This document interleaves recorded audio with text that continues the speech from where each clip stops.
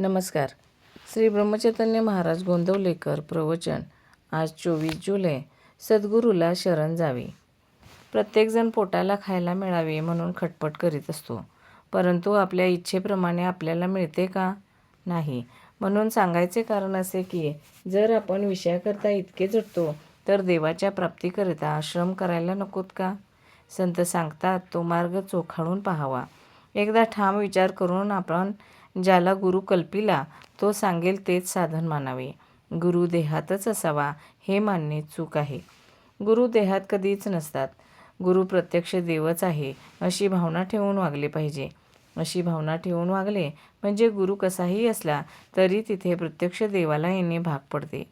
गुरु सांगेल तसे आपण नेहमी साधन करीत राहावे. तसे साधन करीत राहिले म्हणजे आपल्याला देवाची प्राप्ती होते. गुरु नामाशिवाय दुसरे काय सांगणार? त्यातच आपण सदा राहावे. जो साधनात खरा राहतो त्याला ह्या सर्व गोष्टी आपोआपच साधत असतात. म्हणून आपण गुरुला अनन्य शरण जाऊन तोच सर्व करतो आहे हे मानून जे होईल त्यात आनंद मानित जावा. भगवंताबद्दल जिज्ञासा उत्पन्न होणे ही खरी भाग्याची गोष्ट आहे. असा जिज्ञासू शिष्य भेटला तर गुरुला देखील आपले स्वतःचे सार्थक झाले असे वाटते.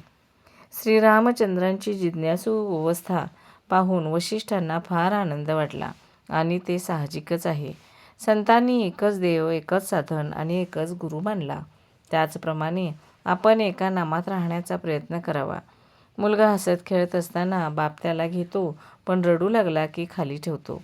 याच्या उलट मुलगा रडत असला तर आई त्याला घेते. हाच देवामध्ये आणि संतांमध्ये फरक आहे. बर्फामधले पाणी काढले तर काहीच उरत नाही. त्याप्रमाणे संतांमधले भगवंताचे प्रेम जर काढून टाकले तर त्यांच्यामध्ये मग काहीच उरतच नाही. साधन करण्याचे कष्ट न होता वस्तू साध्य करून घेण्याचा मार्ग म्हणजे सत्संगती हा होय. आपल्या मनावर संगतीचा फार परिणाम होतो. नुसता हेतू काम करीत नसून संगत काम करीत असते. संगत दोन प्रकारची आहे, घातक आणि उत्तम. विषयी माणसाची संगत ही घातक होय आणि सत्संगत ही उत्तम होय. सत्संगतीमध्ये असताना आपल्या ठिकाणी दोष आहे असे ज्याला कळेल तो लवकर सुधारेल.